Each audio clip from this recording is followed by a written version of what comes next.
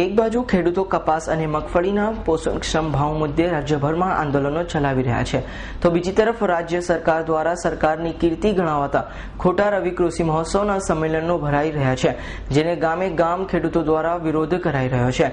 Jetpur market yard ખાતે કૃષિ મહોત્સવનો પણ ખેડૂતો દ્વારા ભારે વિરોધ કરાયો હતો। રાજ્ય સરકાર દ્વારા આયોજિત રવિ કૃષિ મહોત્સવ આજે જેતપુર માર્કેટ યાર્ડ ખાતે રાજ્યમંત્રી જયેશ રાદડિયાની આગેવાનીમાં આયોજન કરવામાં આવ્યો હતો। આ કૃષિ મહોત્સવમાં સરકારને વિરોધ થવાનો હોવાનો પહેલા જ અંદાજો આવવાથી મોટો પોલીસ બંદોબસ્ત રાખવામાં આવ્યો હતો, પરંતુ ખેડૂતો દ્વારા પોતાની કાળી મજૂરીનો પાણીનો મેલ મળતો હોવાથી સરકારના આ મહોત્સવ સામે પોતાનો વિરોધ વિવિધ પ્રકારના સૂત્રોચ્ચાર કરી કર્યો હતો, જેમાં ઉપવાસોનો 1200 થી 1500 અને મગફળીનો 1000% ભાવની માંગણી કરી હતી।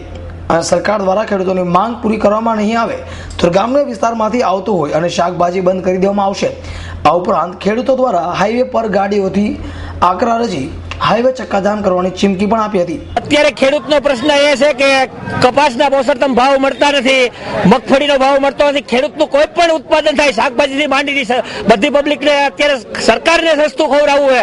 ખેડૂત ભલે મરી જાય, ખેડૂતની વાહે અત્યારે કોઈ પણ નેતાને દેવું નથી। નેતા જે સરકારને ખોબે ને ધોબલે મત આપ્યા છે, ગુજરાતની સરકારે લોકસભાની 26 સીટ ખેડૂત, ગુજરાતની 26 સીટ ખેડૂતને પ્રતાપે જેને ભાજપને મળી છે અને ભાજપ અત્યારે અમે ભાજપના કાર્યકરો હોય અને ભાજપ કોઈ પણ ખેડૂત માટે કઈ અત્યારે કરવા માંગતી નથી।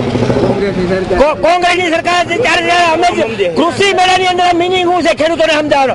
અત્યારે ખેડૂતોને પોષણક્ષમ ભાવ મળવા જોઈએ અને જે વસ્તુ મોંઘવારી નથી, ખેડૂતની વસ્તુ ઉત્પાદન કરે એની માટે જ મોંઘવારી મળે, બીજા ખર્ચા બંધ કરો અને શાકભાજી છે, દૂધ છે, પેટ્રોલ છે, ડીઝલ છે, એ બધું સસ્તું થયું તો સસ્તું કેમ નથી થતું?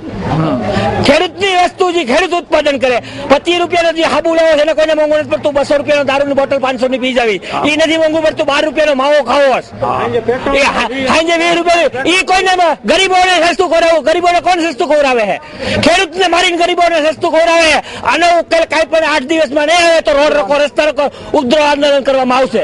અત્યારે અમે એવા છીએ, મોંઘવારી કેટલી છે એના પ્રમાણે ભાવ વધી ગયા છે, તો દૂધના ભાવ વધારો, શાકભાજીના ભાવ ઘટાડો, દૂધના ભાવ ઘટી ગયા છે ને અમે વધારવાની જરૂર છે। અત્યારે મોંઘવારી કેવી છે એમ, ખોળનો ભાવ એની અમે 800-1000 રૂપિયા છે એમ, તો દૂધનો ભાવ તો છે જ નહીં, ઘટાડી નાખ્યો ભાવ, અને કપાસના ભાવ અત્યારે 700 છે, 1500 હોવા જોઈએ। આમાં હાલે કેમ ખાતરના ભાવ વધારે, દવાના ભાવ વધારે, અને સામે પાછા ઉત્પાદન થાય એના ભાવ ઘટી જાય। અમારી માંગ 15 દિવસ અઠવાડિયામાં પૂરી કરવામાં નહીં આવે તો ઉગ્ર આંદોલન કરવામાં આવશે, રસ્તા રોકો આંદોલન, શાકભાજી બંધ, દૂધ બંધ, બધું બંધ કરવામાં આવશે, આત્મહત્યા કરવાનો વારો આવે છે।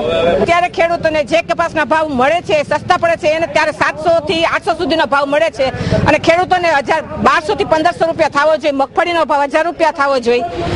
ખાતરના અને બિયારણના, દવાદારોના ભાવ અત્યારે મોંઘા છે, મજૂરી મોંઘી છે, તો ખેડૂતો પાછળ વધે શું? જયારે મત જોઈએ છે ત્યારે આવે છે અમારા મત થકી તમે આગળ નીકળ્યા છો, અને અત્યારે ભાવ જયારે ઓછા છે ત્યારે કોઈ સામું જોતા નથી। અને અમને કપાસના ભાવ 700 રૂપિયા મળે છે, અમે 2 મહિના થયા તડકો વેઠી છીએ અને ખાવા પીવાના નથી રહેતા, તો અમને અમારા કપાસના ભાવ 1200 થી 1500 જોઈએ, અને મત જોઈ છે ત્યારે ધોળા આવે છે આંગણે, અને અટાણે કોઈ હમું નથી જોતા। અમારા મત થકી તમે આગળ ગયા છો, અને અમે મત દઈશી ત્યાં તમે આગળ વધ્યા છો। અત્યારે ખેડૂતને પોષણક્ષમ ભાવ નથી તો સરકાર કાંઈ હલતી નથી। કપાસના ભાવ 800 રૂપિયા, મગફળીના ભાવ 600 થી 700 રૂપિયા, તો ખેડૂતને શું કરવાનું? ઉત્પાદન કરીને બીજાને ખવડાવવાનું, પોતે ભૂખે મરવાનું? આમ ભાવ વધારો નહીં થાય તો ખેડૂતને આત્મહત્યા કરવી જ પડે કે ન કરવી પડે?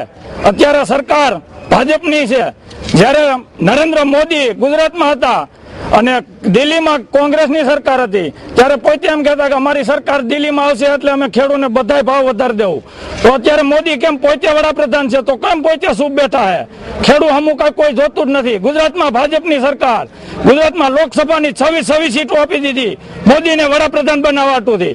અમે બધા ખેડૂત ભાજપના છે અને ભાજપના જ મતદાન નેતાઓને દિલ્હી સુધી મોકલા હે, તો કેમ કોઈ અમારા ખેડૂતોનું કોઈ પ્રશ્ન સાંભળતું જ નથી?